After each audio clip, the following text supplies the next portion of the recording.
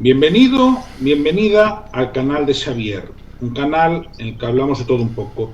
Hoy hay un directo que no he querido hacer antes, no por indiferencia, no por desinterés, sino porque quería tener una cierta perspectiva de la situación, y para tener esa perspectiva necesitaba días y necesitaba hechos.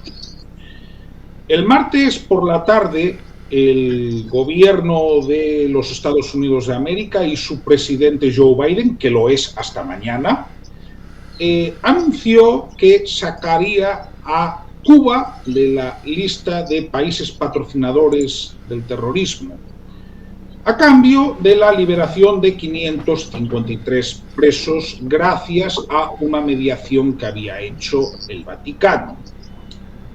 Bien, a 19 de enero por la tarde-noche, noche en España, tarde en Cuba y Argentina y Estados Unidos, ya podemos confirmar dos cuestiones.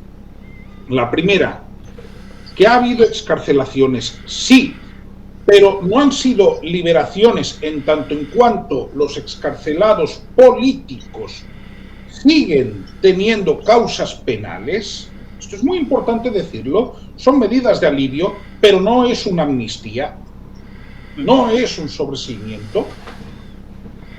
Y la segunda, se calcula, y de esto hablaremos, que aproximadamente la mitad de los presos liberados, excarcelados, mejor dicho, son presos comunes, no son presos políticos. Según la información que tenía de ayer de Prisoners Defenders, de los presos liberados hasta el momento, con corte de ayer, 89 eran presos políticos o de conciencia. Entonces, para hablar de ello, para valorar la situación y lo que puede suceder, tenemos aquí a Juan Carlos Pérez, politólogo. Muy buenas, Juan Carlos. Sí, politólogo, escritor y youtuber y amigo. Y creo que este es el título más bonito de todos ellos. No, lo creo. En esta circunstancia que también tenemos una especie de canje de prisioneros en Gaza, a estos progres les gusta mucho la idea de la cárcel a cielo abierto. Pero se olvidan, por ejemplo, de que Corea del Norte es una enorme cárcel a cielo abierto, porque al norte, por el río Yalu, no tienen posibilidades de salir, porque China les tiene controladitos, y al sur, pues está Corea del Sur, con una zona muy militarizada y con minas antipersonales que controlan el paso del norte al sur. Y hay otra posible isla en el sentido de lugar que está lejos, que se olvidan. Podría mencionar Manhattan, del serpiente Fliskin, en Rescata Manhattan, Rescata Nueva York, 1997. Aquí estaríamos hablando de la ciencia ficción, pero lo que no es ficción es que la isla de Cuba es una prisión. ¿Han salido 553 personas de la prisión? Sí, pero para estar en una prisión más grande.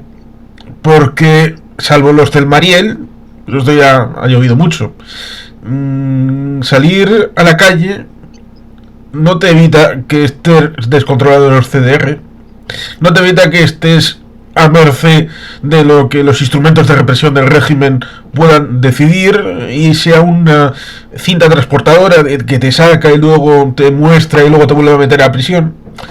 Por tanto, ahí está la cosa, que salvo que cambie el régimen. Y ojo, voy a mencionar a Julián Guita. Julián Guita hablaba de derechos humanos.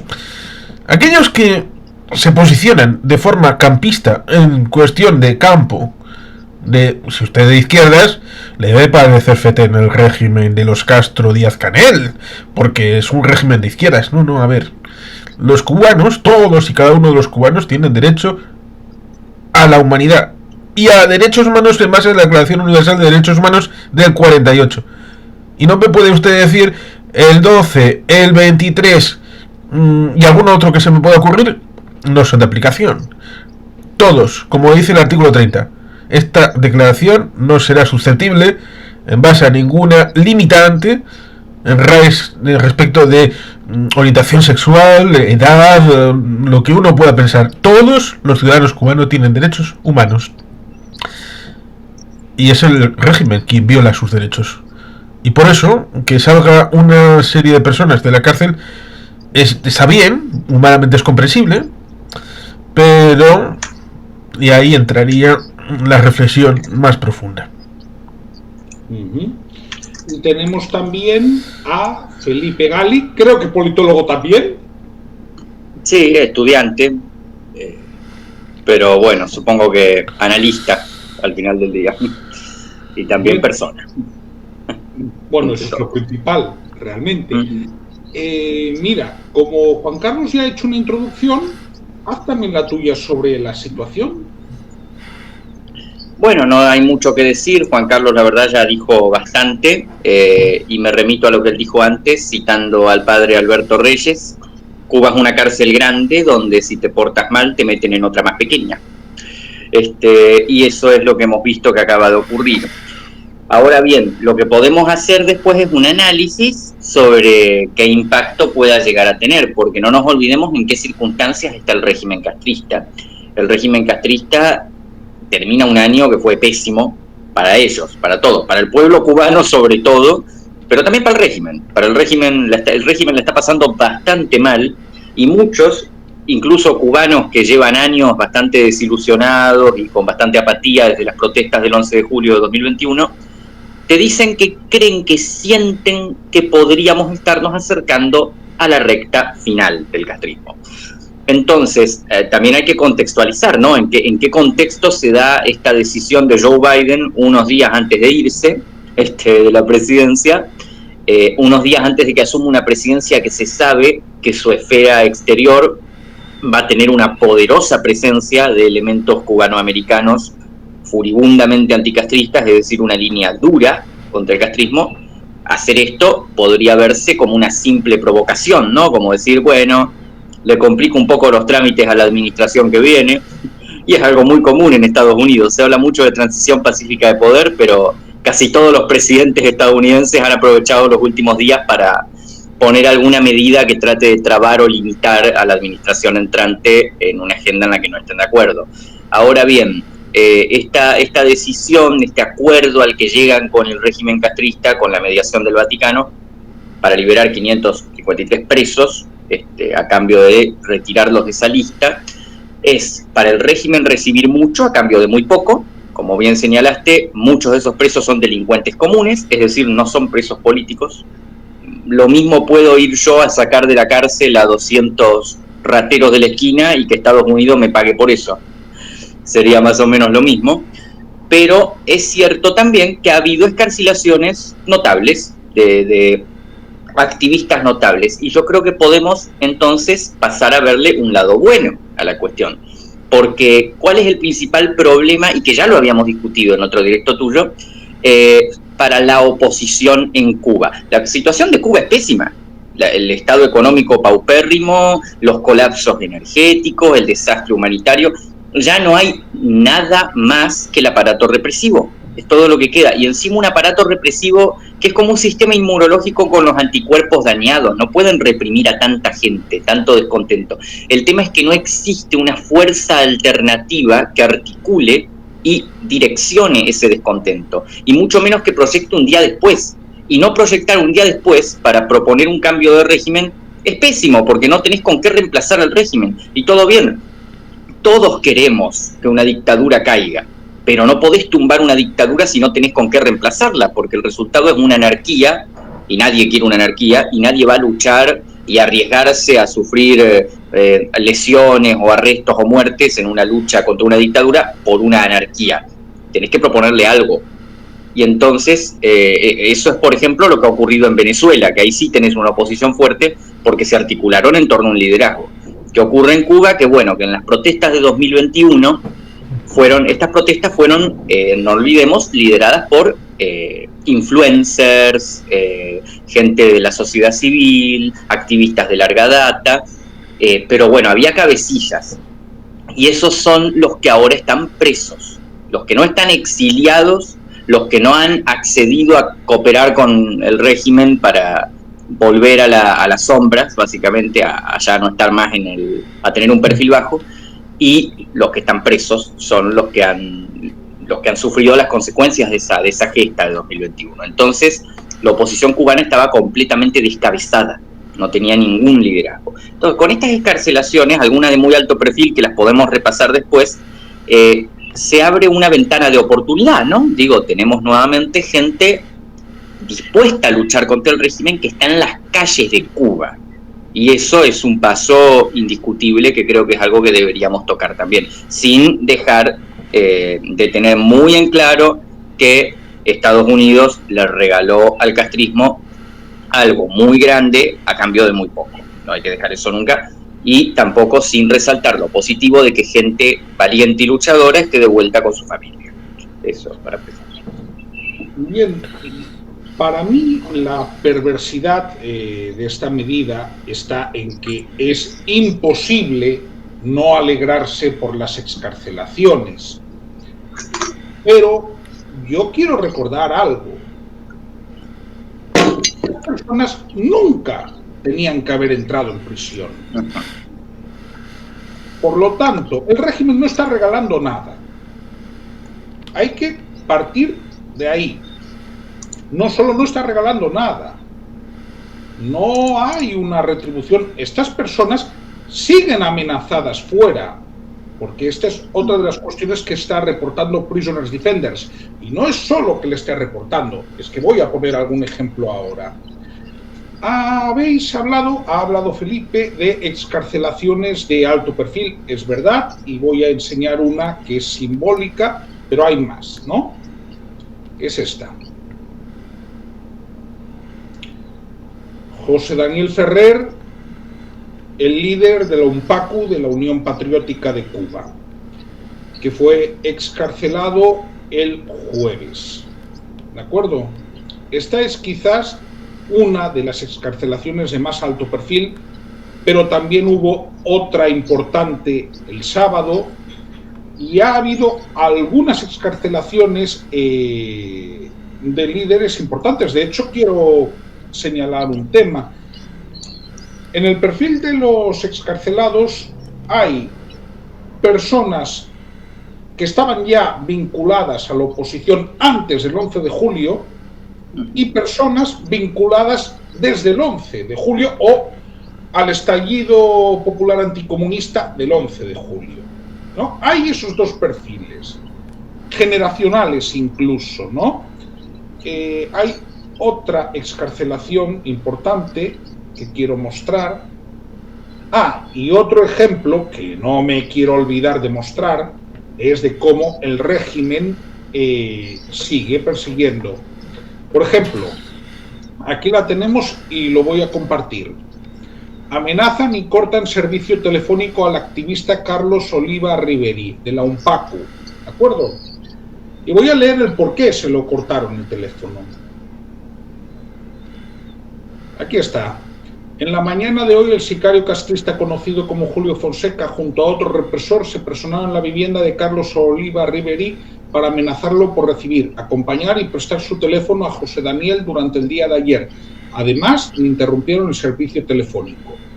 Grabaron toda la conversación con Carlos, quien valientemente les dejó clara su posición y terminaron diciéndole que se atenga, supongo, a las consecuencias.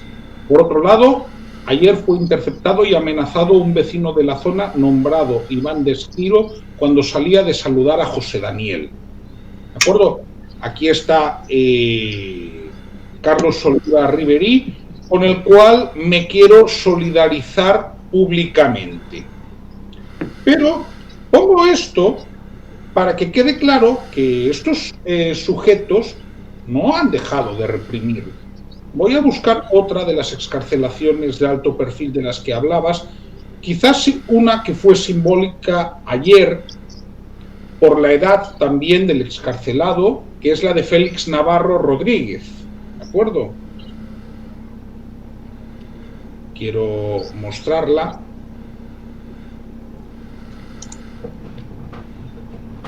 A ver, la tengo por aquí, efectivamente, aquí está.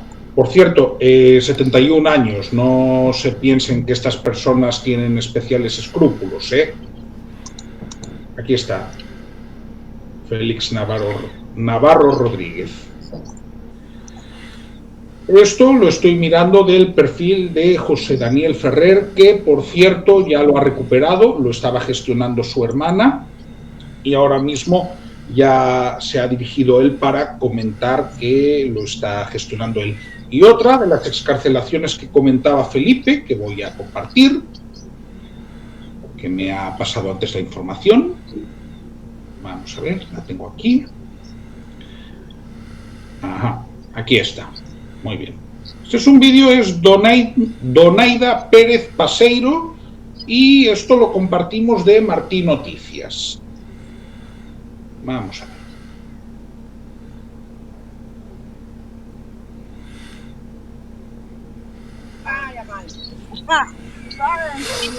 En el barrio, con mi vecina, con mi familia, con la gente que de verdad me quiere, que ellos un día quisieron tirarme diciéndome que mi familia no me quería, que mis vecinos no me querían. Muchacha, ¿por qué no te vamos a querer? ¿Quién dice eso? En la cuadra, pues ya pues.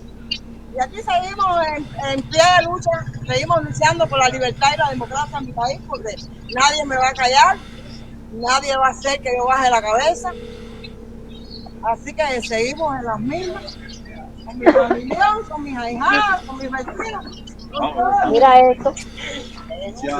Mira, para que Cuba fuera sacada de la lista de los países terroristas, pues nosotros hemos sido su moneda de cambio. Aquí estamos.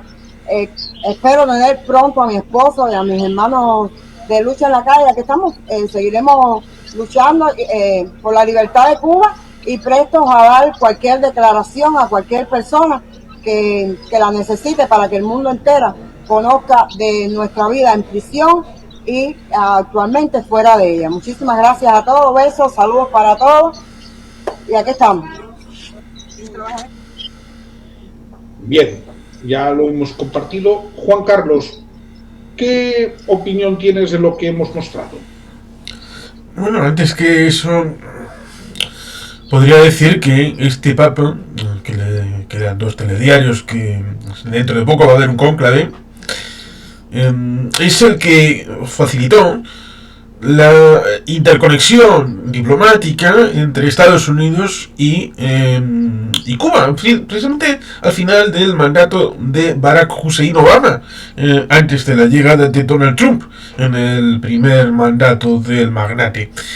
Y es sintomático, en buena medida, las administraciones de Estados Unidos, que en el último momento, en los últimos días, en las últimas horas incluso, se dan amnistías, indultos y se hacen políticas de esas nauseabundas que te molestan, no quieres hacer, que te tienen un coste político, pero como ya estás de salida, estás ya prácticamente en el camino de casa, pues te acaban por convencer a veces de lo que tengas que hacer, y ahí tenían un camino, porque Joseph Robinette Biden Jr. era el vicepresidente de Obama, tenía una posibilidad para hacer estas cosas.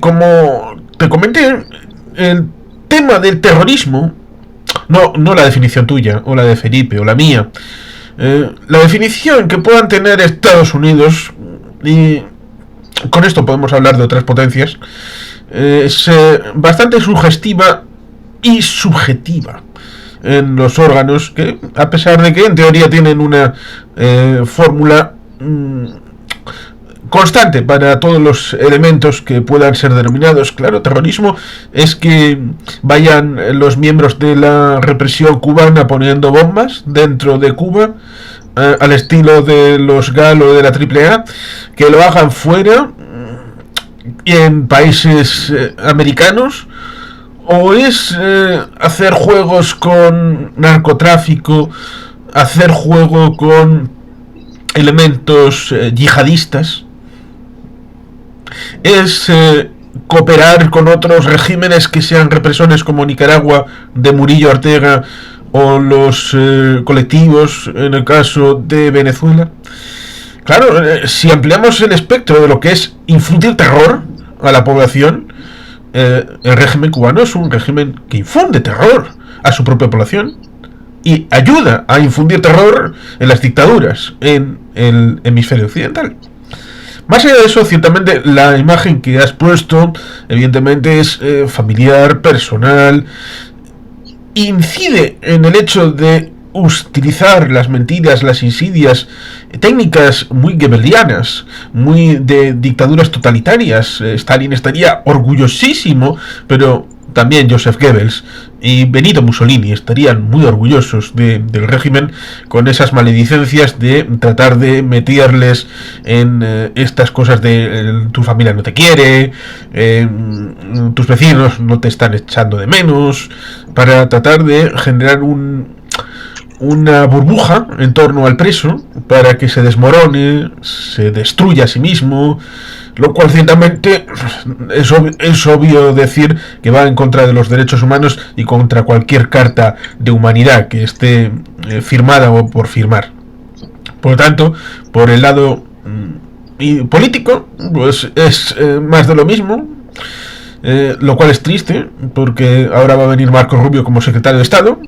En teoría va a venir Donald Trump en el segundo mandato, pero claro, como se ha metido con Groenlandia, Panamá, Canadá y México, y no se ha metido de lleno, a pesar de que el senador Rick Scott le ha invitado a Edmundo González Urrutia a la toma de posesión de dentro de unas horas, se ha metido más con países democráticos que con dictaduras, como es la de Nicaragua, Cuba o Venezuela, por lo cual la situación política está ahí. Como digo, en el lado humano es muy emocionante, muy bonito, y ojalá todos los presos salieran de esa horrible cárcel para poder liberarse de la cárcel mayor. Felipe. Sí. Sí, yo quería profundizar un poco lo que dijo Juan Carlos, sobre todo hablar del carácter terrorista del régimen cubano. A ver, sí, obviamente podemos discutir muy a fondo en eso que dice Juan Carlos, es muy cierto, sobre el carácter subjetivo de la definición de terrorismo, sobre cómo lo define Estados Unidos. También podemos hablar de la influencia global que tiene el castrismo, sobre todo en América Latina, que es enorme, y no es, es un objeto de una profunda discusión, pero se ha hablado mucho sobre hasta qué punto el castrismo influyó en desestabilizar las democracias de América Latina para instaurar regímenes como el chavismo. En el de Venezuela la infiltración castrista es enorme, hay elementos de la inteligencia cubana en todas las esferas del Estado. Es más, no es tanto una cooperación, no es que el castrismo apoye la dictadura de Venezuela. Venezuela ha sometido a Cuba buena parte de su soberanía. Algunos han llegado a describirlo como una invasión consentida, la que un país inmensamente más rico, más poblado y más poderoso le regala su soberanía a una isla que no tiene nada que ofrecer y que no tiene prácticamente ningún poder real, pero tiene un poder blando a nivel global, Cuba, muy grande, que si lo miramos en torno a su pequeño tamaño, su economía totalmente devastada e improductiva y su población decreciente, parece ridículo, pero queda sobre todo se puede percibir en el enorme gasto que destina el castrismo al ámbito diplomático, a su influencia diplomática, a manipular y convencer delegaciones para que cada año en la ONU hagan el circo de votar contra el bloqueo, o sea, todas esas cuestiones. Por ejemplo, España tiene hoy 117 embajadas en todo el mundo. Argentina tiene hoy 86 embajadas en todo el mundo. Y ambos países multiplican a Cuba por bastante en casi todos los indicadores, pero Cuba tiene 123 embajadas y 21 consulados en todo el mundo. Una cantidad enorme de representaciones en países africanos y asiáticos, oceánicos, toda América Latina, que reitero, es ridícula. Y ahí se financian elementos políticos que buscan desestabilizar democracias o se coluden con regímenes para infundir terror. Han financiado históricamente guerrillas, han cooperado también con el yihadismo, con el terrorismo islámico, y han cooperado con el narcotráfico. A eso creo que podríamos remitirnos cuando hablamos sobre financiamiento del terrorismo. Después podemos decir que sí, que en efecto hay una cuestión política de Estados Unidos, una decisión capaz un poco sesgada en algunas cuestiones, pero reiteremos que en efecto en Cuba podemos hablar de financiamiento terrorista. Y cuando hablamos de las imágenes que compartiste y de los presos que han sido liberados y que vuelven a estar en pie de lucha, vemos esa imagen muy, muy familiar, como decía Juan Carlos, esta mujer de Naida, sí, que vuelve a su barrio, rodeada por sus vecinos, y habla sobre cómo sigue en pie de lucha, y es una imagen muy poderosa, y además al castrismo le encantan esas imágenes de las concentraciones, las marchas, el proselitismo, pero nunca va a lograr que vuelvan a verse auténticas, y esa imagen es auténtica. Son esa clase de pequeñas imágenes las que van creando pequeños liderazgos, y yo reitero, volviendo a tener una nota positiva, que a partir de ahí podés generar algo nuevo de cara al activismo en los años o en los meses que se le vengan a Cuba. Entiendo el análisis. El problema que veo es el siguiente, que el régimen cubano perdió la popularidad o la hegemonía social, incluso eso es evidente como mínimo, y nos vamos a lo más reciente, al 11 de julio. Podríamos decir antes, pero el 11 de julio fue la muestra de que no tienen el control social, en el sentido de que no tienen el control popular. Estas imágenes en la década de los 90 serían impensables. En la década de 2010 fueron impensables. Bien, pero ya me voy a la década de los 90, es decir, que recibieran a presos políticos, primera a cara descubierta, porque los están recibiendo a cara descubierta. Sí. Y con un recibimiento bueno, esto no pasaba hace 30 años. No. Bueno, se puede referir, por ejemplo, a la diferencia respecto de la represión social contra las damas de blanco. Por ejemplo, y eso es de hace 20 años. Sí, es cierto. Pero quiero decir, y yo incluso, ya hubo un amago de excarcelaciones, por eso soy muy escéptico, en mayo de 2022, de algunos presos del 11 de julio. Algunos de los cuales a la semana fueron encarcelados otra vez. Pero yo sí que me quedé con cómo fueron los recibimientos en los barrios de esos presos. La gente los recibía a cara descubierta, les daba la mano, los abrazaba. Esto no sucedía antes en Cuba. Y si esto sucede es incluso porque el presidente del CDR de la cuadra está a otras cosas. O porque ya no tiene el poder para poder hacerle un acto de repudio en el barrio. Sí, a ver, sobre todo lo que hay es el debilitamiento de esa maquinaria. Es evidente en el sentido de que el régimen está dependiendo cada vez más de la apatía, más que del miedo y más que del apoyo. Necesita que la gente esté apática, que esté triste, que piense que no se puede, y al mismo tiempo es consciente de que molestar demasiado a la gente en momentos puntuales puede ser peligroso. Por ejemplo, cuando hubo cacerolazos hasta hace poco en Cuba durante los apagones, durante el colapso energético, hubo intentos como de reprimir, mandar autos de la seguridad del Estado, y en muchos casos se terminaron retirando porque la gente estaba muy enojada y estaba ahí, y encima viene el seguroso, como le dicen ellos, a molestarte. No, te vas, así. Entonces, yo creo que a medida que eso ocurra, esas protestas pueden empezar a reavivarse. Y sí, podemos ser escépticos, podemos decir que ya ha pasado, podemos decir que el 11 de julio ya fue reprimido y que exiliaron y detuvieron a miles de personas y que nada, se fueron más de 1 millón de cubanos desde entonces y que nada ha cambiado en términos institucionales. Pero yo creo que también hay que ver la política y el desarrollo de la historia como algo se termina dando finalmente, ¿me entendés? O sea, va a llegar un punto en el que sí, volvemos a lo mismo, hasta que finalmente el círculo se rompa. Y por eso te planteo un escenario. Supongamos que vuelve a haber un colapso energético, algo que es perfectamente posible. Un colapso energético o de cualquier otro tipo, y supongamos que la gente vuelve a salir a la calle, y supongamos que en una calle la protesta la lidera Daniel Ferrer. Es distinto. es otra imagen. Es diferente a una protesta espontánea, completamente desarticulada. Bien, ese escenario es más probable incluso en el Oriente. Que es donde hay más protestas, además. Así que... Incluso porque la prioridad del régimen cuando hay cortes de corriente, que esto además lo ha comentado alguna vez nuestro amigo Ernesto aquí, que todos los días hay apagones en Cuba. Es importante esa cuestión. Pero cuando nos vamos al Oriente, cuando nos vamos a las provincias, cuando nos vamos fuera de La Habana, esa situación de falta de corriente es todavía peor. Sí. Vamos a ver, ahora mismo Cuba, a efectos energéticos, está actuando como un mendigo.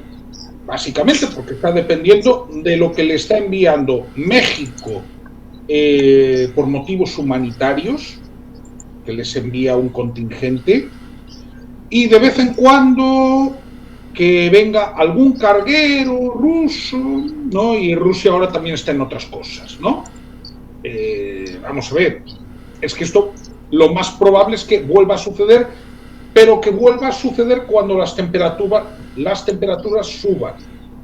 Si nos damos cuenta, los problemas de corriente, y esto también lo he podido hablar con algunas personas que están dentro de la isla, es más probable que se reactive a partir de finales de febrero o marzo, que los problemas de falta de corriente sean más persistentes, porque además uno de los problemas que tiene el régimen es que ya no es que sea deficitario estructuralmente en la generación de electricidad, es que cada 2 por 3 se le caen las centrales por obsolescencia, es que están ya fuera de su periodo de vida útil. Entonces, ese escenario que tú dices, sí, yo lo veo perfectamente posible. La cuestión es, y esto me hace ser escéptico, aunque escéptico no significa que no diga que no hay posibilidad, porque hay unas tendencias sociales de cambio indudables. Y es la oligarquía militar, que es la que realmente controla el país. No la controla el Partido Comunista de Cuba, no nos engañemos.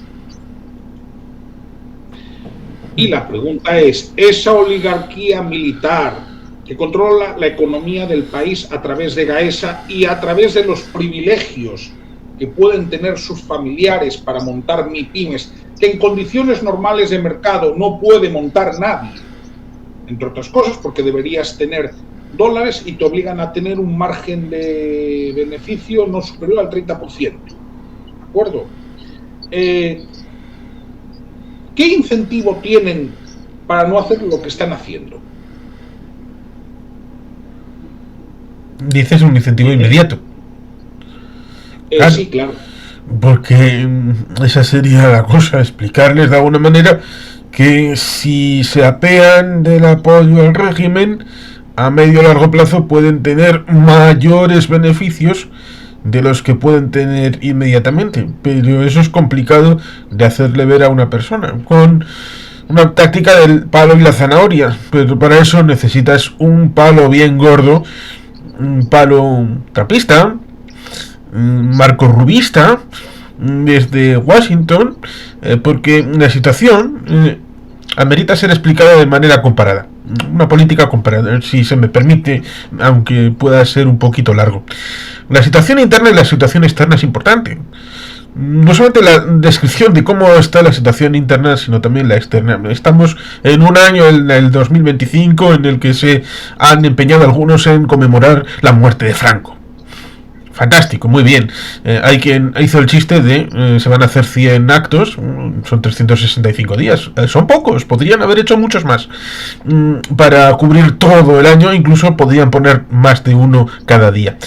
¿Qué sucedió en la transición?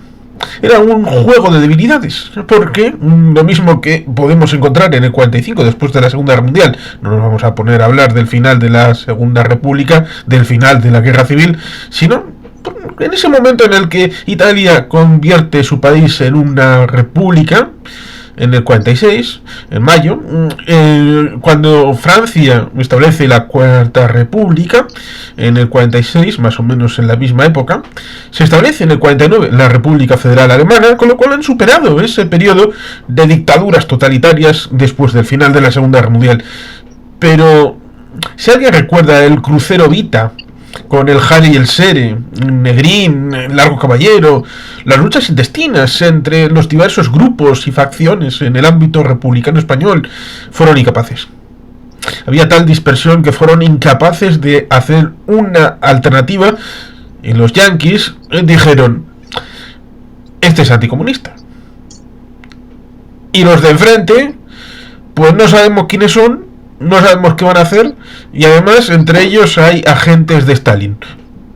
¿Qué sale más cómodo? ¿Arriesgar la política de Estados Unidos en meter gente para organizar una revuelta que no sabemos ni cuál es el origen ni qué destino tiene? Y ahí se llega ciertamente al 75, en el que hay ya algo organizado, pero algo organizado en el caso del Estado español porque vino el desarrollismo, los años 60, una clase media, gente que quería mantener un cierto estatus, pero también el ámbito externo. España, junto con Portugal y Grecia, eran las últimas dictaduras del mundo occidental. El resto de los países eran democráticos. Eso es distinto de lo que puede pasar en Venezuela o en Cuba hoy día. En el caso de Venezuela es sangrante, porque los dos países que tiene al lado, que es Brasil y Colombia, Petro y Lula, no se han puesto sino de perfil respecto de condenar a Maduro y de reconocer al señor Edmundo González Urrutia como presidente de Venezuela. Y esa situación ha hecho inviable algo que habría sido lógico, como la ruptura de esas mayorías sociales respecto de cualquier tipo de posibilidad de reconocimiento, aunque sea implícito o por cansancio, de dejar las cosas como están. Y habrían salido a la calle mucha más gente el día 9 de enero. Esto que pasa en Venezuela, con más razón, sucede en Cuba, donde la economía está destrozada, y esto es interesante decirlo porque, más allá de que el bloqueo no existe, hay otra cosa que sí existe, que es el tema de pagar. Porque por muy no bloqueo que haya, cuando importas pollo de Estados Unidos, le tienes que pagar a alguien. Cuando importas otros elementos alimenticios o medicinas, o le vendes la caña de azúcar a China, China en esos intercambios comerciales económicos quiere dinero, quiere plata. No como, voy a citar otra película, 1, 2, 3, aquella película en la que el comercial de Coca-Cola en Berlín le quería vender la fórmula a los de Moscú, y a cambio los de Moscú, los agentes que estaban haciendo el negociado, le decían: bueno, te podemos enviar al Valle de Bolshoi no, y le decía: no, quiero dólares, dólares a cambio de la fórmula. No valen medio. No. Hay que ir ciertamente a eso. La economía está destrozada y no estamos en el periodo especial donde un líder carismático, Fidel Castro, ese ya no está. La gente tampoco está en eso. ¿Hasta qué punto podemos establecer la idea de que la presión interna y externa pueden conjugarse en Cuba, teniendo en cuenta que es una isla, y no volver al discurso facilongo de vienen los yanquis, nos quieren invadir? Y no te olvides, Juan Carlos, que además de la ausencia de Fidel Castro está la presencia de Internet y todas esas cuestiones que vuelven inviable volver al hermetismo de esa época. Sí, ahí planteo efectivamente que el régimen cubano se está manteniendo a través de intentar fomentar la indiferencia o más bien el hastío o la pasividad de la población, ¿no? Pero sucede una cuestión, y es que ahora entra una nueva administración. Parece que Marco Rubio va a ser bastante asertivo en todo lo que tenga que ver con el patio trasero. No entro en otras cuestiones, pero aún hemos podido escuchar declaraciones acerca de lo que piensa de Maduro, ¿no? Y la pregunta además, porque a Marco Rubio esto le toca como cubano-americano, es muy importante recordarlo, es hijo de cubanos. Y sería muy doloroso en términos de su apoyo político que estos 4 años nada pase. O sea, digo, ellos los cubanoamericanos lo encumbraron para que llegue hasta ahí y que al final no pase nada durante su periodo como secretario de Estado, como quizá la tercera figura más poderosa de Estados Unidos, no logres nada contra el castrismo, sería un revés muy duro para él. Efectivamente, yo creo que ahí también está funcionando un factor personal. Y voy a añadir algo, conociendo a Donald, de natural suyo, Marco Rubio no va a aguantar los 4 años. No. Bueno, eso también lo he pensado. Es posible, pero sí. Me refiero a todas esas situaciones de despido por Twitter que lo vivimos en el primer mandato. Sí, bueno, Donald, conociendo su forma de manejarse, no me extrañaría, pero dicho esto, sí es verdad que desde el punto de vista de los intereses estadounidenses, en su patio trasero, quitando la cuestión de Nicaragua, que por desgracia Nicaragua ahora mismo ni tiene un gran interés geoestratégico, ni tiene petróleo, ¿no? Ese es el gran drama de Nicaragua. Por eso es algo que hay que visibilizar. Cuba sí tiene interés geoestratégico, creo que esto es obvio por su ubicación, y Venezuela es que tiene las reservas mundiales de petróleo más grandes.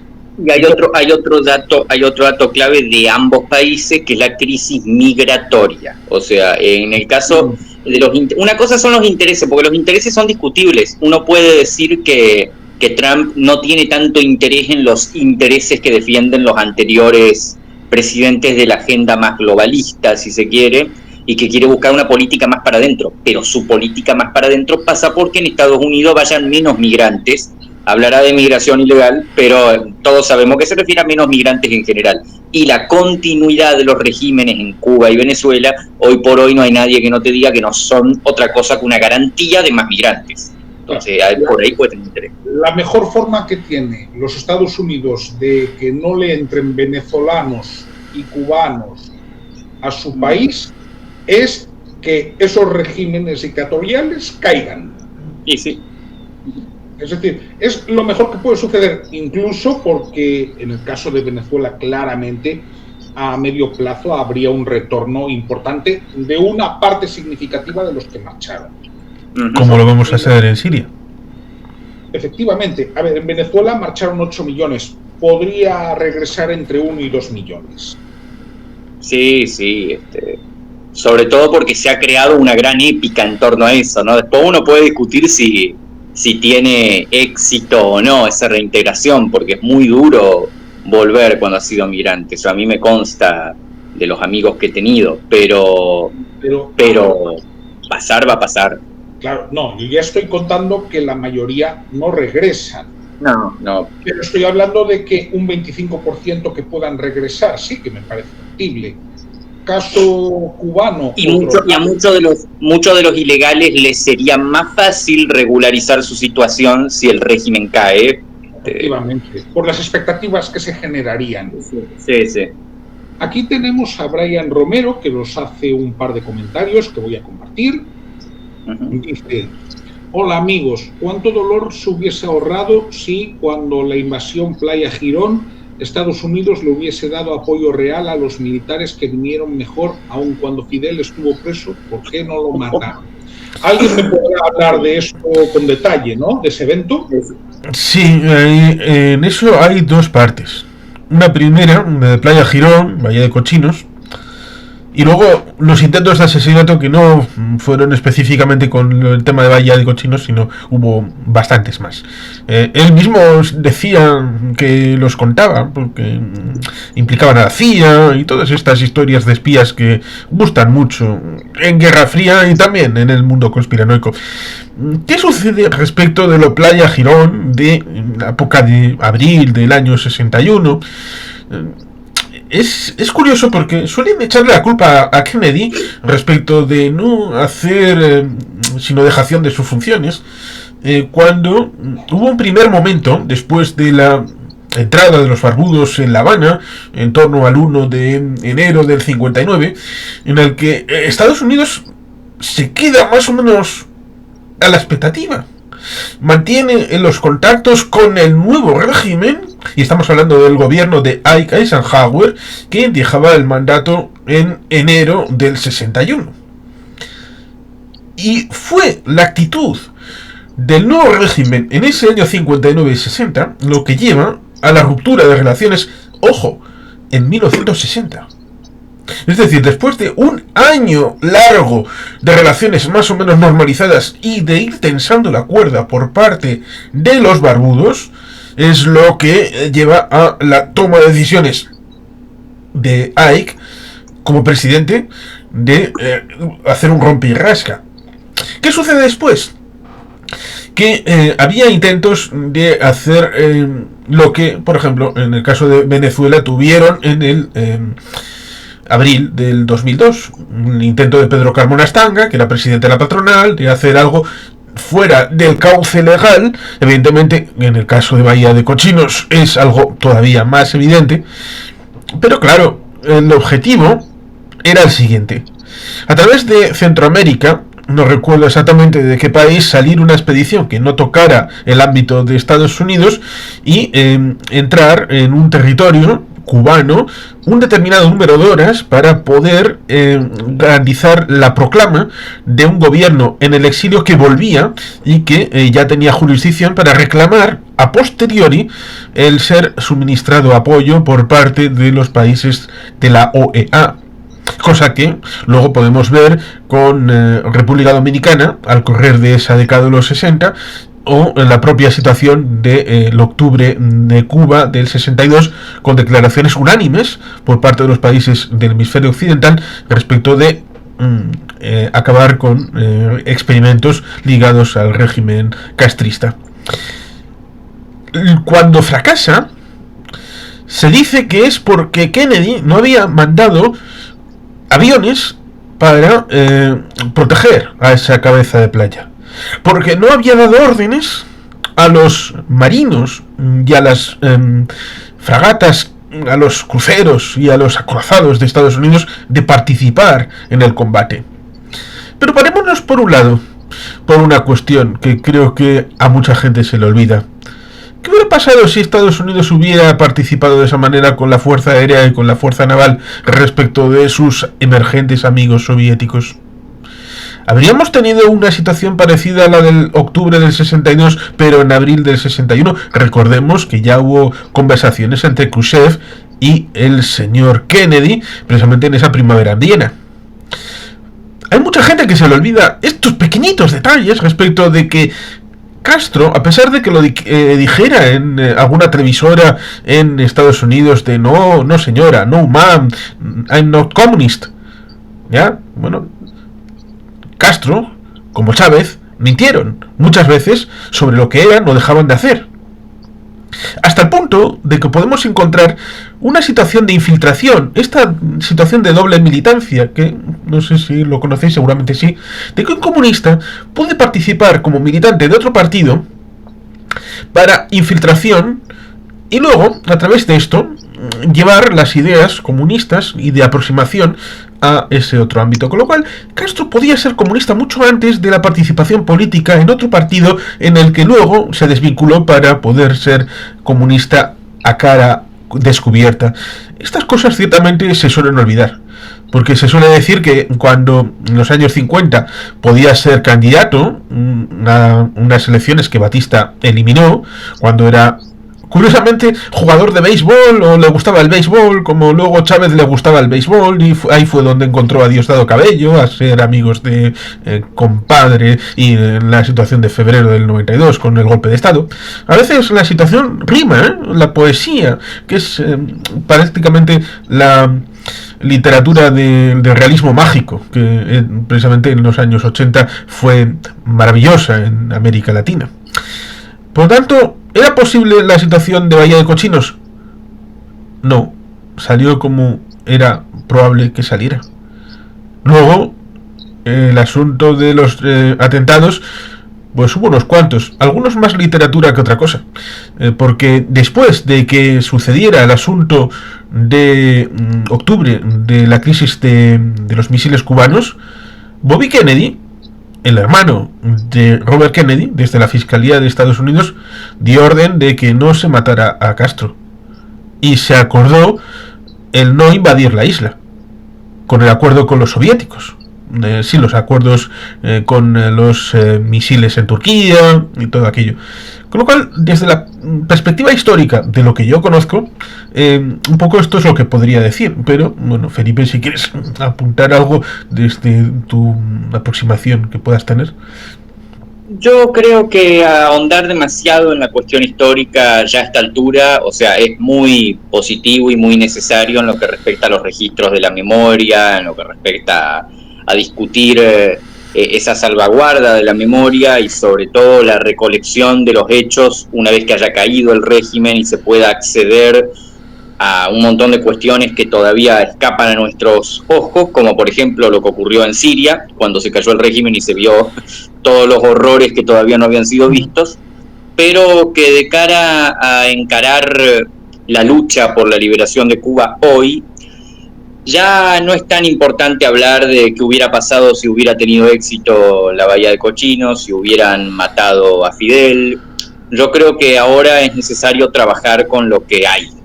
Y lo que hay ahora es la reconstrucción del activismo del 2021 desde sus cenizas y al mismo tiempo tratar de buscar una articulación de fuerzas opositoras, pero sobre todo intentar construir una fuerza interna, para lo cual son muy importantes esos activistas que han sido liberados, porque yo creo que una de las grandes flaquezas del activismo cubano ha sido apoyarse demasiado en Estados Unidos. Como que el régimen logró establecer una dicotomía psicológica en la que o estás con ellos o estás con Estados Unidos. No podés proyectar una Cuba distinta o una visión de una Cuba alternativa a ellos. O estás con ellos o es colonia estadounidense, es la narrativa de ellos. Y lamentablemente por muchos años el activismo o el lobby, incluso podríamos decir cubano en el exilio, les ha seguido el juego. Respondió positivamente a esa narrativa y se entregó a esa narrativa. Y en algunos casos llegó a representar muy cabalmente el peor estereotipo creado por Castro. Y desde la introducción de la Internet y desde la generación de nuevas esferas de activismo interno, también ha habido muchas pujas y sectarismos entre los distintos elementos de esa oposición, y sobre todo yo creo que hay sectores ubicados en Estados Unidos que no terminan de aceptar, primero, que es necesario construir una fuerza interna. Vos podés cabildear todo lo que quieras por una intervención humanitaria o militar o como quieras, pero es necesario construir una oposición cubana fuerte adentro. Lo más fuerte que se pueda dentro de las terribles condiciones que ya sabemos. Yo tampoco estoy diciendo, ay, qué lindo, vamos a hacer un partido opositor en Cuba, porque sé que es algo muy difícil, sé que es algo muy, muy difícil, pero es necesario construir una fuerza interna que presione desde dentro. Porque un exiliado, y es muy triste decirlo porque es una situación espantosa que no debería ocurrir, el exilio, pero un exiliado no puede protagonizar una lucha interna porque no está dentro.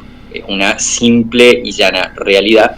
Y ese sector opositor exiliado, que además como ya tiene varias décadas, ya está muy arraigado, ya hasta se discute su carácter, ¿no? Si es un exilio, si es una comunidad migrante, si es ya una comunidad más de Estados Unidos, si son o no cubanos, que lo dicen los mismos castristas, que todos sabemos que son cubanos, pero bueno, no terminan de aceptar que hay que darle una cabida más fuerte a ese activismo interno y que ese activismo tiene que presionar. No se puede depender entonces de un factor externo, porque además el factor externo actúa por sus propios intereses. Estados Unidos actúa por sus propios intereses. Creer en serio que ha estado... una cosa es que busquemos emplear la fuerza de Estados Unidos y de otras potencias con el objetivo de salvaguardar la libertad, la democracia, etcétera, etcétera. Y otra cosa es que real y genuinamente nos traguemos que a Estados Unidos le importan de primera la libertad y la democracia. Si no dejamos de ser ingenuos, nos van a tomar por ingenuos. Entonces yo creo que hay que ser utilitarios y también pragmáticos en ese sentido. Sí, me has recordado una cosa, pero antes, el tema de la historia, claro, la historia que la gente conoce es poca respecto de Cuba. Los grandes hitos, que son pocos, se olvidan, por ejemplo, la lucha en la Sierra de Escambray, que fue bastante más dolorosa para el régimen que Bahía de Cochinos. Es una situación, y apelo como argentino aquí, porque cuando Carlos Wojtyla fue electo Santo Padre en el año 79, 78-79, polaco, con Polonia ocupada por las huestes marxistas-leninistas, él sabía perfectamente que tenía que hacer todo lo posible para que su patria de origen fuera libre, teniendo en cuenta que la mayor parte de los conciudadanos eran católicos. Tuvieron ciertamente la suerte de constituir un sindicato llamado Solidaridad. Si habías leído la biografía, aunque fue escrita y publicada en el año 85-86, sí, memorias del señor Lech Walesa, que luego fue presidente en el año 90, durante un mandato solo, hasta el año 95, ese elemento de articulación interna, ese apoyo de una figura importante hasta convertirse, según algunos historiadores, en la tercera pata de Reagan, Thatcher y el propio Juan Pablo II, de transformación y caída del imperio del mal, diciendo incluso que si no le dejaban entrar en Varsovia en esos años 80, dimitiría de papa e iría con la sotana negra a combatir codo con sus compatriotas. Apelaba a ti como argentino porque se echa en falta de ese Santo Padre argentino un compromiso igual, equivalente con sus hermanos católicos, un compromiso que Juan Pablo II lo tuvo para paralizar una guerra entre dos dictaduras por el canal del Beagle en el 79-80, simplemente por un compromiso de defensa de los católicos. En la América de Cuba, de Nicaragua, de Venezuela, con católicos en estos tres países, donde un papa argentino que tendría que tener una solidaridad étnica, de hermandad hispana, o iberoamericana, o latinoamericana, como lo quiera decir, resulta doloroso la comparativa respecto de Juan Pablo II, y se echa de menos, mucho de menos. Es complejo la situación con Francisco. Sin muchos comentarios. Yo lo que añadiría a lo que comentó Felipe en la anterior intervención a la de Juan Carlos es que el régimen tiene un problema con la cuestión de la narrativa del bloqueo, del imperialismo yanqui y de toda esta cuestión. Y es que el propio régimen está asumiendo ahora mismo el apartheid económico. Si hace 15 días abrieron un supermercado en La Habana que solo acepta dólares, si la economía cubana está dolarizada de facto, esto lo sabe todo el mundo. Sí. Vamos a ver. Con lo cual, los cubanos podrán estar oprimidos, pero no son tontos. Saben perfectamente lo que hay.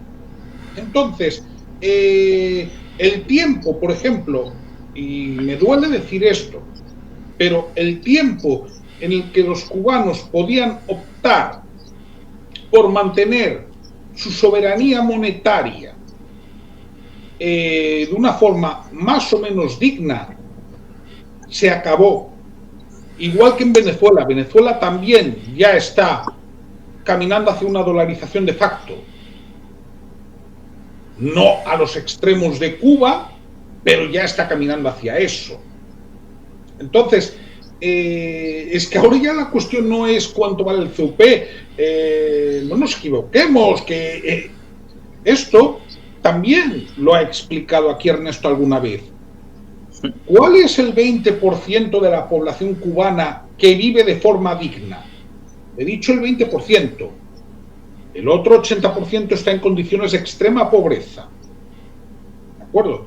Ese 20% es aquel o que está vinculado al régimen, a altos cargos del régimen, entendámonos, o aquel que trabaja vinculado al sector turístico y por lo tanto puede manejar divisas. Pero fuera de ese 20%, a ningún cubano le puedes hacer cuento, como dirían ellos, y decirle que el régimen cubano, la revolución, está aguantando contra el imperialismo yanqui. Porque por eso hablo de la organización interna, porque en realidad yo lo que te estoy diciendo de la propaganda es a nivel externo.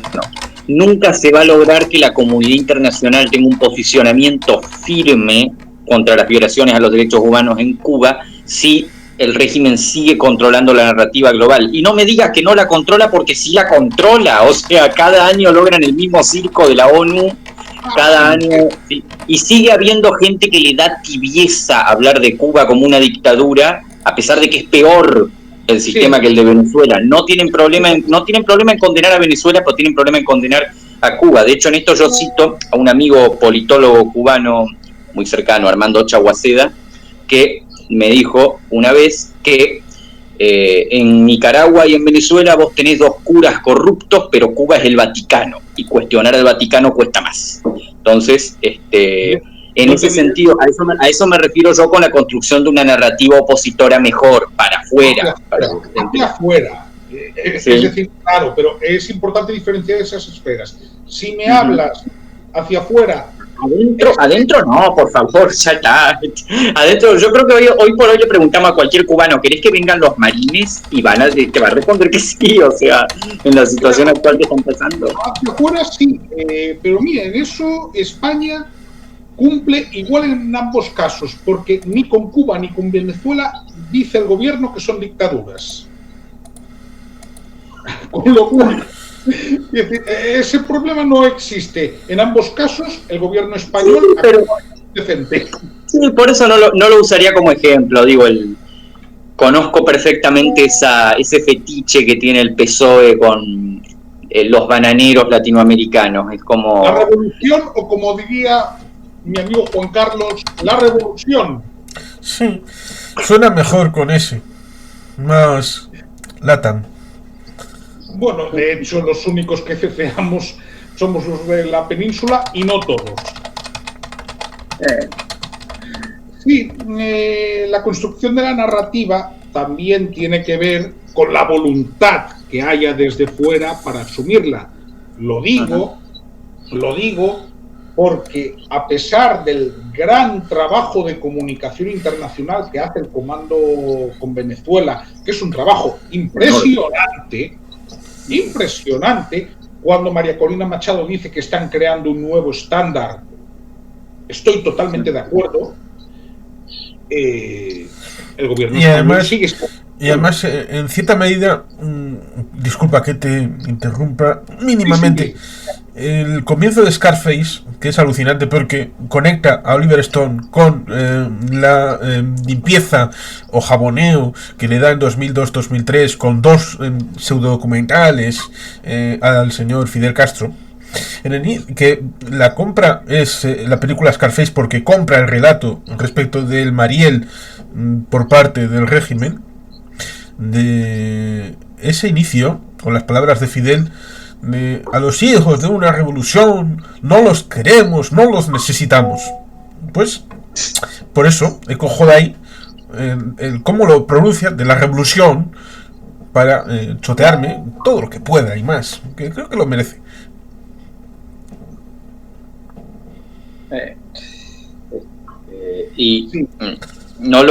Es interesante que diga no los queremos, no los necesitamos. Hoy por hoy el régimen se sostiene con las remesas, o sea, depende de los que se fueron, ¿no? Sí, bueno, de cómo estafa a los emigrantes cubanos de tres maneras. Por un lado, porque cuando envían remesas ya retienen una parte de ese dinero. En segundo lugar, porque si se utiliza el MLC, el tipo de cambio, es también una ventaja para el régimen. Y en tercer lugar, porque si compras en una tienda MLC que depende del gobierno, te van a vender los artículos al precio que les da la santa gana, que ya te puedo decir por referencias que tengo, que son mucho más altos de los que encontrarías en un supermercado español. Con lo cual, los estafan de 3 maneras económicamente. Entonces, tema presos políticos y organización. ¿Qué podemos esperar las próximas semanas? Teniendo personas con perfil tan alto.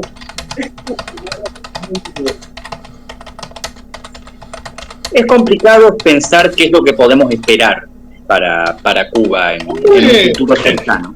¡Tengo una ciberclaria! ¿Ah, sí? Ya me tardaba. Se tardaba bastante. Sí. Mandarle saludos. A ver. Ah, mira. Lo primero hay que decir es que hablar en mayúsculas es gritar. Y ser chillón es poco diplomático. Ok, a ver, Juan, te llamas Juan. Hola, Juan. El bloqueo, listo, lo mencioné. ¿Podemos seguir hablando de la vida real? Gracias. Yo mencioné la palabra bloqueo. Yo la debo haber mencionado alguna vez, sí, bloqueo. Ah, espera, ¿tenés el video de Fidel diciendo bloqueo varias veces, Javier? Búscalo. Ay, no lo tengo a mano. Bueno, no importa, lo puedo imitar yo. Bloqueo, doble bloqueo. Sí, está toda la puta vida hablando de eso. Es como cuando Sheldon le recibe la pregunta de Amy Farrah Fowler: Tam, pero tu amigo de Texas, no me has hablado de él. Sí, he hablado esta misma semana 5 veces. Y le dice Amy: ¿ah, sí? Tam. Ya está, resuelto. No, bueno, dado que ya tenemos el cupo de ciberclarias del día, comentabas, Felipe, que era complejo la cuestión de cómo podía actuar ahora determinados excarcelados. Espera. ¿Otro más? Es lo que nos faltaba. Así con los asuntos cubanos. Bueno, ¿sabes qué pasa, Flaco? Que se está llenando de cubanos en todas partes. Me parece que los asuntos de Cuba son asuntos de todo el mundo hispano. Un par de gallegos. Sí, yo soy gallego. Él es vasco y él es argentino. Eso estaba pensando. Xavier, ¿tienes algún contacto para que te haya enseñado el arte de la bilocación? ¿O el desprendimiento de Laura y seas ahora 2? Que uno se divide en 2. ¿Eres más de una persona? Hasta ahora no, y mientras gobierne esta gentuza... Lo digo porque, salvo que sea algo tuyo y que te hayas desdoblado, igual tiene un problema etílico esta persona, porque igual te ve doble. Sí, pero le voy a informar. Mira, mientras la gentuza... No sé si pone gentuza o dice Gaesa. Igual quiere decir Gaesa. Querido Juan, ¿tienes trabajo en Gaesa? ¿O trabajo? Tengan cuidado, en una de esas se enoja y nos tira un pan racionado. Eso te puede romper el cráneo. Bueno, vamos. Bueno, ya te he dado un poco de asueto. De momento... no vas a hablar más y tengo que quitar esto. Bueno. Entonces, seguimos. Decías que era complejo. Entonces, ¿cómo ves que podría esto funcionar? Tenemos el perfil de José Daniel Ferrer, que creo que ahora mismo, de los activistas, como mínimo en la zona del Oriente, es el más reconocido. Sí, es muy interesante y creo que deberíamos hacer un análisis de lo que es la figura de Ferrer, porque es por lejos el opositor más fuerte que queda dentro de la isla. Y a ver, en lo que respecta a crear un liderazgo opositor, siempre ha sido muy difícil por las condiciones del régimen, donde no es legal ser opositor, pero ha llegado a haber dirigentes muy destacados que llegaron a ser vistos como el líder de la oposición cubana. Tal fue el caso de Osvaldo Payá, a principios de los 2000, con el proyecto Varela, y tal fue el caso de Junior García durante las protestas de 2021, que terminó, de una manera bastante complicada ese liderazgo. Y desde entonces no ha habido así como La figura de Ferrer, Ferrer es fuerte en el oriente de la isla. Y ahí es donde ya entran contradicciones regionales, porque en Cuba hay muchos estereotipos respecto a los orientales, como que hay una imagen del oriental como una región, como una región muy pobre y muy... toque racista. Hay como un toque racista también. Y si no es racista, es como, bueno, discriminatorio en general, ¿viste? Porque Ferrer no es étnicamente muy distinto de un cubano de La Habana. Sí, bueno, pero escucha, Fidel también era oriental, Batista también Sí. Eran de la élite de Oriente que era. Pero bueno, a ver, entonces es como que el castrismo, por un lado, apoya su aparato represivo en gente de ahí. La mayoría de los policías cubanos son orientales. Pero por el otro ayuda a reforzar ese estereotipo. A Oriente lo castiga mucho el castrismo. Va desde, por ser una de las regiones donde más protestas hay, y también porque le ayuda a construir una narrativa dentro de La Habana, que es el lugar que le importa, porque es el centro donde está todo, donde si estalla la ciudad se cae, básicamente. Ha ayudado a fomentar esa rivalidad. Y en la figura de Ferrer, cuando habla de Ferrer, lo retratan generalmente como un extremista de derecha bruto, básicamente así lo han retratado siempre los castristas, como un tipo bruto o iletrado, así lo han querido vender, y siempre llegó a tener una imagen así entre círculos opositores activistas, incluso de La Habana, llegaron a verlo así a Ferrer. Pero ahora las cosas han cambiado porque llega con otra impronta, ¿no? Llega de haber estado encarcelado muchos años, sufrido, bueno, graves privaciones, con informaciones sobre su salud y cómo se sintió en prisión. Y bueno, y eso ayuda a construir una narrativa diferente, sumado al hecho de que casi todos los opositores fuertes que hubo ahora están exiliados, o muertos en algunos casos, otros están presos o desprestigiados, y bueno, Ferrer es el que queda limpio para asumir ese bastón de mando, si se quiere. Entonces está en condiciones de construir un liderazgo alternativo. La pregunta, opositores libres, y además es otra de las piezas que probablemente intentará utilizar el régimen. Estoy pensando en el centro del país, en Santa Clara, en el caso de Coco Fariñas. Uno de los problemas que ha habido tradicionalmente entre la oposición es la falta de unidad. Y luego estoy pensando en que generacionalmente, a ver, Ferrer tiene 55 años, si no recuerdo mal, Coco Fariñas ya tiene más de 60, y si bien ha habido algunos excarcelados del 11 de julio, yo es que el problema en el que pienso es en que gran parte de esta gente lo que hizo directamente fue emigrar o exiliarse. Sí, claro. Pero y ahí tenemos otra diferencia. Ferrer eso no lo va a hacer, ya lo anticipó. Es más, directamente, ella está más allá del bien y del mal en ese sentido, y ella asume una postura que incluso recuerda ligeramente a la de María Corina Machado, que te dice, yo voy a seguir luchando hasta el final, y que después te agrega, prefería morir en prisión a que de verle mi liberación a esta negociación indigna. O sea, ya desde el vamos entró con fuerza. Y le creo, honestamente le creo. Estuvo a punto, casi muere en prisión. Sí, pero si estamos hablando de que hace 2 meses, no llega, asesinaron en prisión a un descendiente de Guillén, de una paliza. Es decir, si esto sabemos que puede pasar. Tenemos un comentario, pero esta vez amigable, ¿no? La mayoría son amigables, ¿no? De vez en cuando se cuela alguna ciberclaria, ¿no? Pero bueno, eso es inevitable. Lázaro Gómez, lo triste de todo, la revolución cubana es una farsa. Sí, es una farsa. Y es triste porque mucha gente la vio como un sueño en su época, y además siempre hay gente que cuando vos se lo decís asume una postura defensiva un poco patética. Si querés que te lo diga, es como, no, pero ¿cómo vas a hablar mal de mi sueño? ¿Qué importa que los cubanos se estén muriendo de hambre? ¿Me entendés? Vos decís, bueno, pero es la realidad. Entonces sí, es cierto, en efecto es una tristeza, pero es la realidad y hay que trabajar con la realidad para cambiarla. La política es una herramienta de transformación de la realidad.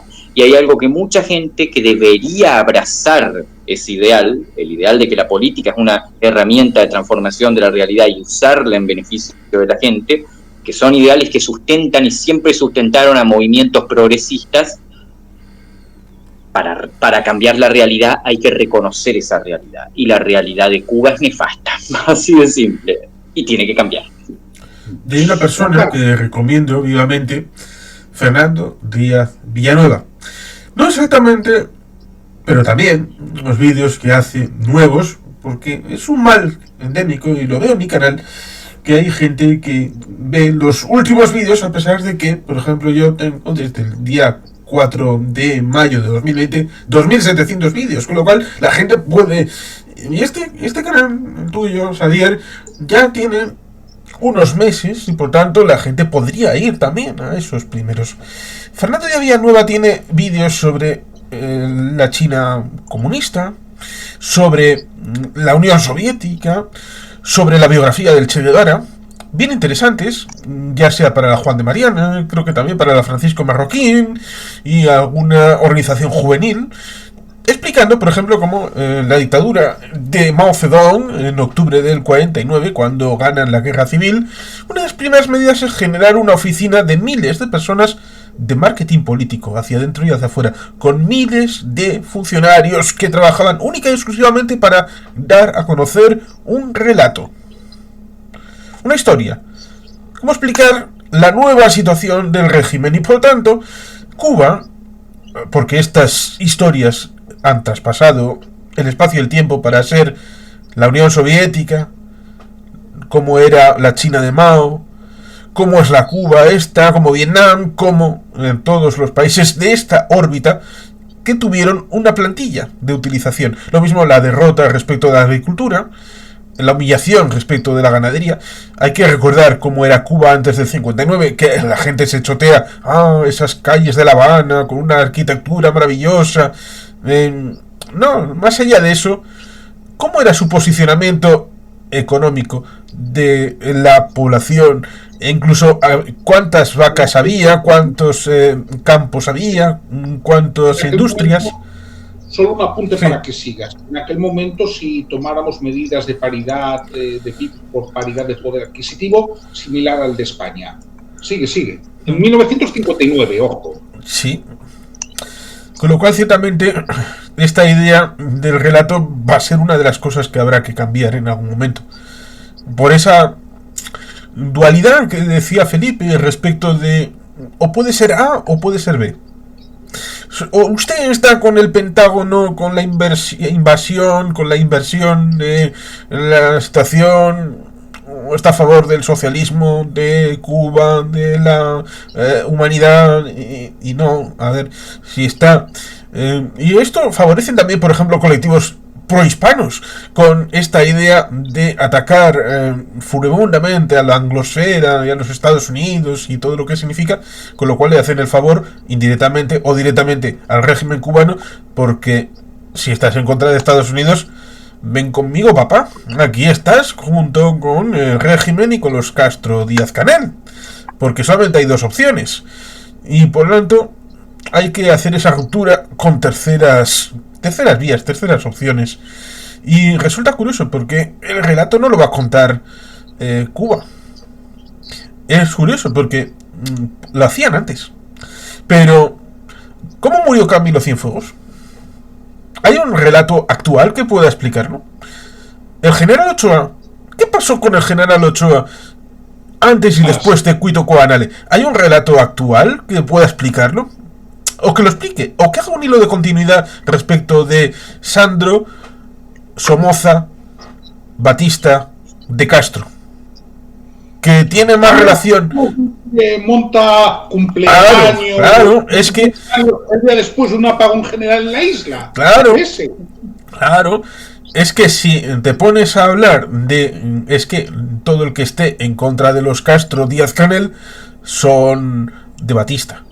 De Batista, echarle guindas a pavo, estamos hablando de antes del 59, que mucha gente ya ha desaparecido, de los que estaban entonces, aunque tuvieran 3 años.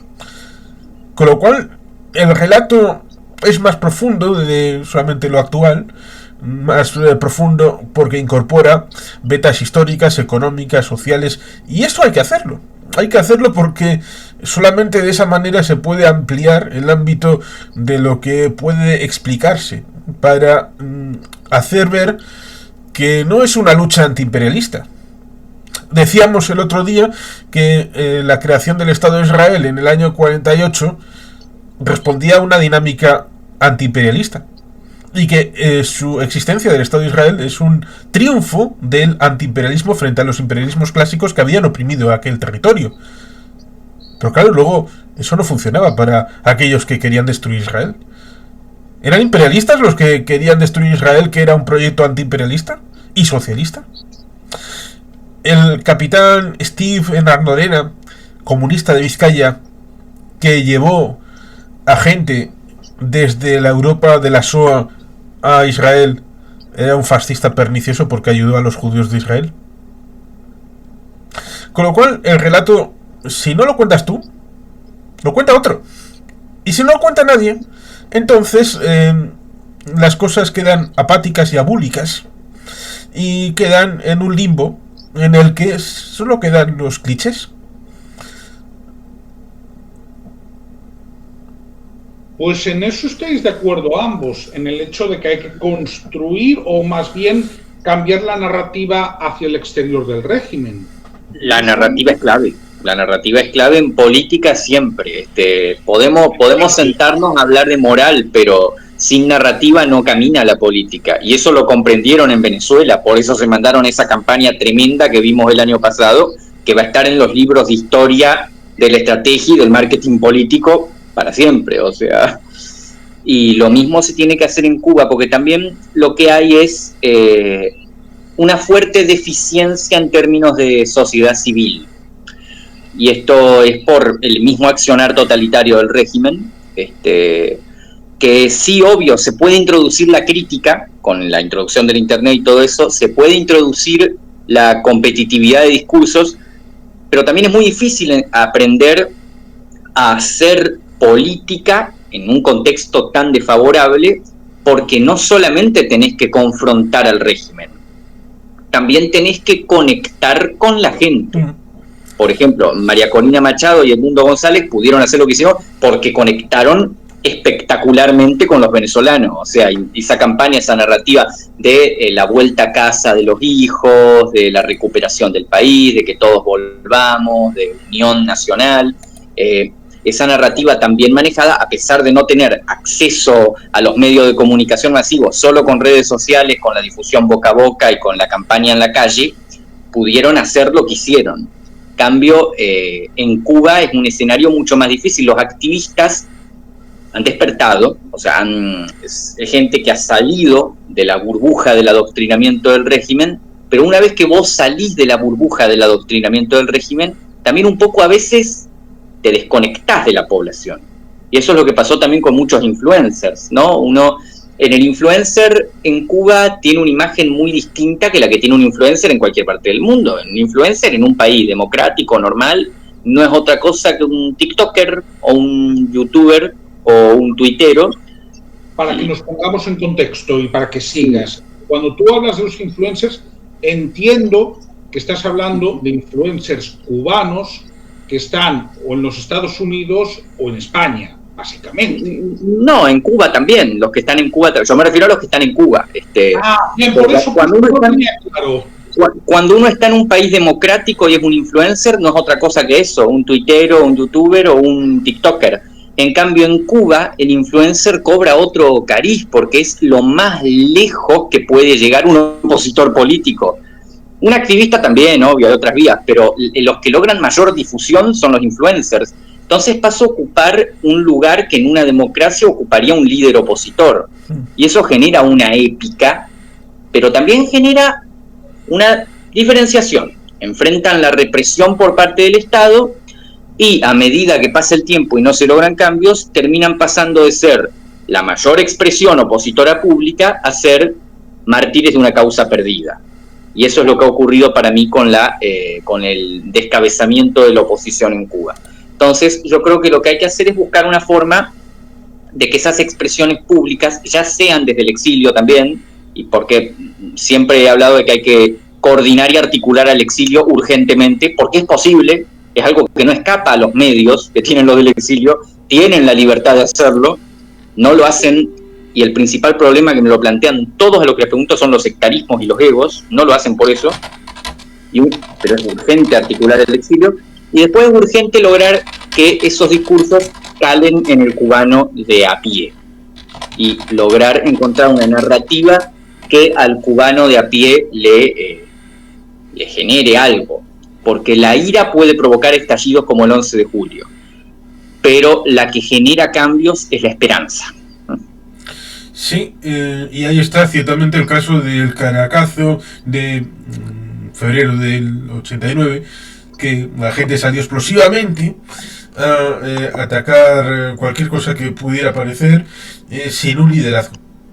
Y esa situación la intentó encauzar precisamente el golpe de febrero del 92, un grupo militar, cité a Diosdado Cabello, cité a Hugo Rafael Chávez Frías, y acabó en el ámbito político con la situación de 98-99 después del experimento de la convergencia con el doctor Rafael Caldera, saliéndose de COPEI y haciendo una tercera candidatura después de el hecho de que en el 92-93 sucedieron 3 presidentes, porque hubo una amenaza de investigación por corrupción. El presidente Caldera estaba por ahí, porque Carlos Andrés Pérez, que era el otro, que había tenido la dupla de 2 mandatos, pues acabó cayendo.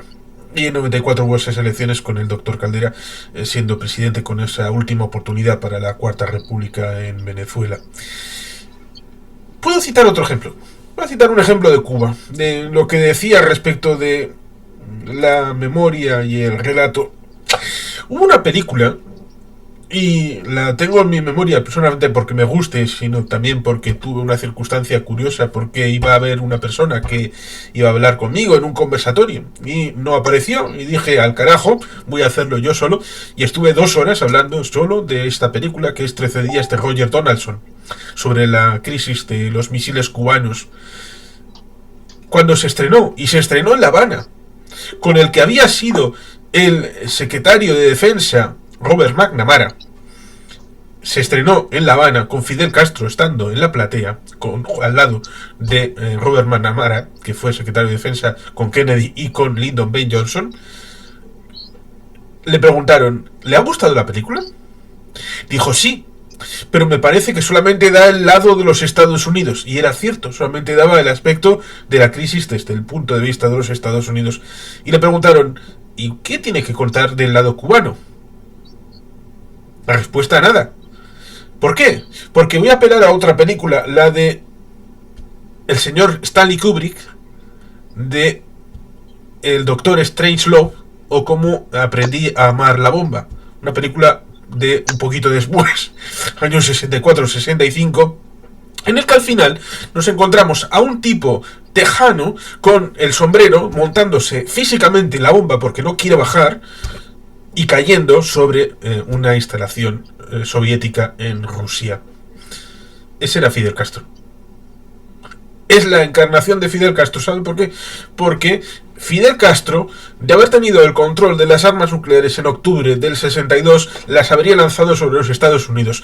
Es la historia. Esa historia que no se puede contar, porque deja mal lugar al patriarca del régimen. Esa persona, Fidel Castro, viendo como el señor Khrushchev había llegado a un acuerdo con el señor Kennedy para retirar las armas, dijo, por Dios, pero que me estás quitando el juguete que tengo yo para amenazar a esta gente y ponerme aquí cachondo contra los americanos. Menos mal que no tenía el control, porque si hubiera tenido el control Fidel Castro, no estamos aquí. Jurado por el niño Jesús. Pues bien, creo que hemos hecho un resumen muy interesante. Yo he de señalar algo, y es que estas cifras de excarcelaciones se irán actualizando estos días, pero la sensación que tengo es que estas excarcelaciones ya van a ser de un perfil más bajo, tanto mediático como de cifras, porque otra de las cosas que hay que tener en cuenta es que esos beneficios el régimen anunció que los iba a conceder gradualmente.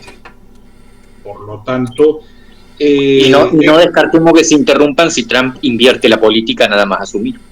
Es altamente probable. De hecho, estoy pensando en que es uno de los escenarios más probables. Con lo cual, el régimen cubano seguiría actuando como el adolescente que suspende todas las materias en la escuela, pero le echa la culpa siempre a los profesores, ¿no? Victimizándose. Sí, probablemente ese es uno de los escenarios más probables que tengamos. Ahora bien, digo esto porque hay que ver cómo evoluciona la situación los próximos días y semanas. No esperemos mucho más del régimen, eso ya lo tengo que decir de entrada.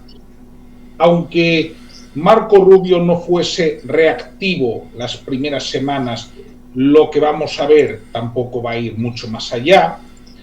Y de hecho quiero recordar que el mismo miércoles hubo sentencias condenatorias en Cuba por delitos de opinión. Esto no quiero dejarlo pasar. Y bueno, por mi parte, pues daros las gracias por vuestra presencia, porque considero que ha sido un directo de un nivel muy alto, que hemos podido dar claves. Seguiremos, por supuesto, en contacto, Juan Carlos, Felipe. Y bueno, creo, antes de finalizar, si os quedó algo por decir, este es el momento. Solo que esperemos que todas estas líneas que se puedan desarrollar dentro de Cuba, que es la parte importante, porque podemos esperar un desarrollo o no del ámbito internacional, pero solamente es acompañamiento. Es acompañamiento al fin y al cabo de lo que surja de la propia sociedad cubana, sin un cambio efectivo, un liderazgo, como ha dicho Felipe, en las propias narrativas sociales y organización y comunicación, que es algo que, bueno, pues ya sabes que aparece en Amores Pendejos, y ciertamente uno puede fracasar por ausencia de organización y de comunicación. Les deseo ciertamente a los cubanos que aprendan esta circunstancia y que es importante tener esas estructuras para poder hacer, por ejemplo, como hizo Solidaridad, y cuando llega el momento, cuando llega el cambio, porque como dijo Mahatma Gandhi, los imperios pueden durar mucho, pueden parecer fuertes en algún momento, pero siempre caen, la historia está ahí para demostrarlo, y cuando caigan, si hay estructuras que pueden dar el salto y organizar ese vacío en forma de algo distinto, ahí estará la oportunidad. Felipe. Bueno, supongo que toca cerrar. Nada, simplemente como siempre mandar ese mensaje de disposición, de solidaridad. Esperemos que en el menor tiempo posible todo esté donde tiene que estar y los cubanos sean libres de ocuparse de los asuntos de su propio país sin que tengan que aguantar que un militar vestido de verde les diga qué hacer y que algún boludo en el primer mundo les diga cómo tienen que opinar o vivir sobre su propio país. Sé que los tiempos apremian, sé que la situación es terrible y lo mismo va para Venezuela, ¿no? Donde me toca a mí en lo personal por mi pareja, y ahora habló María Corina Machado, así que estaría bueno que estuviéramos atentos a ver qué fue lo que dijo. Pero bueno, citando a Osvaldo Payá y saliendo a tener una nota de esperanza, la noche no será eterna.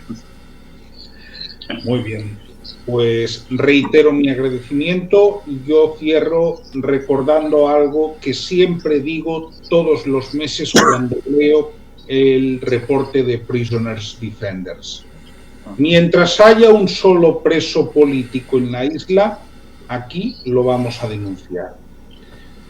Bien, si os ha gustado este directo, podéis comentar, compartir, suscribiros o darle al botoncito de que os ha gustado. Venga, un saludo y nos vemos en el próximo.